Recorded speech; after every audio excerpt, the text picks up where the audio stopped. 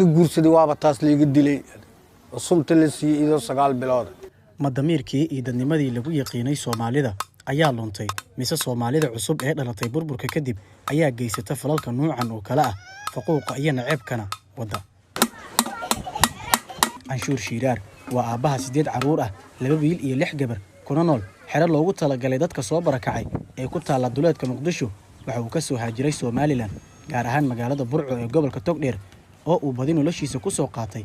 kadib markii shaqadan uu bulshada u hayo ee ah tulista kabaha iyo wax soo saarka biraha loo faquuqay isla markaana qabiilku uu ka soo jeedo darteed sun loo siiyay xaaskiisa oo caloosha ku siday inuu 9 bilood ah si loo dilo halkaasna ay ku geeriyootay muddo hadda laga joogo 8 sano kuna noqotay canshuur urku taalo aan marnaba ka go'in calooshiisa dhacdada waxay ka dhacday Burco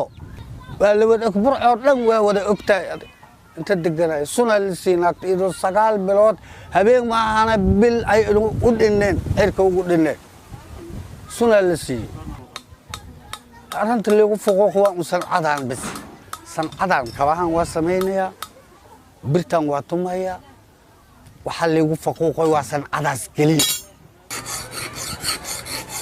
kaliya intaasi kuma koobna xadgudubyada faquuqa iyo dhibaatooyinka uu kala kulmay canshuur shaqadan tumista biraha iyo wax soo saarkeeda waxa kale oo jirta dhacdooyin kale oo ku kalifay isaga in uu ka soo haajiro magaalada Burco waxaana kamid ah in wiil uu adeer u yahay uu u doonay gabar kadibna gabadh ehelkeeda ay uga hanjabeen dil una diideen gabadha shaqadan uu hayo iyo qabiilku uu ka soo jeedo darteed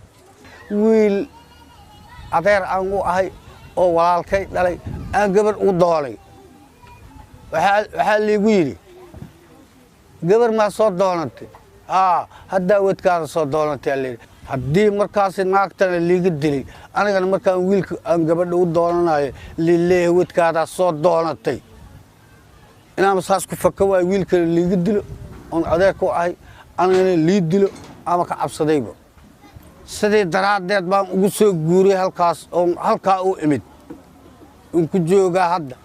alxamdulillah rabbil caalamiin waa ku nabad galay wiilkayga gabaraan u helay oo ka guursaday inta laakiin dhulkaas waa dhulka saas leeyahay soo yeelay aniga canshuur xeradan uu hadda ku nool yahay ayuu ugu shaqaystaa xirfadiisan tumista biraha iyo tulista kabaha waxa uuna ka biilaa nolosha qoyskiisa iyo tan wiilkiisa oo hadda ka caawiya shaqadan waxa uuna dhammaan Soomaalida ugu baaqay joojinta faquuqan lagu hayo dadka ku shaqaysta xirfadan iyo qabiilkiisa aniga tumaal aan ahaado midgaan aan ahaado waxaan ahaanay aan ahaado laakiin intaas ummadaas ilaahay xaqiisa waa ka simanay fartaasaan kana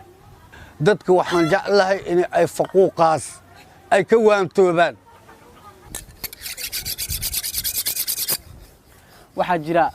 dad badan oo soo saara agabyo muhiim u ah bulshada laakiin lagu yaso ama lagu faquuqo shaqadooda iyadoo loo adeegsanaya erayo lagu liidaya dadnimadooda halka ay mudnaayeen in lagu dhiirigeliyo wax soo saarkooda haddaba daawade adigu ma kula tahay in qof nasabnimadiisa uu ku weynayo bir uu tumo ama kaba uu tolo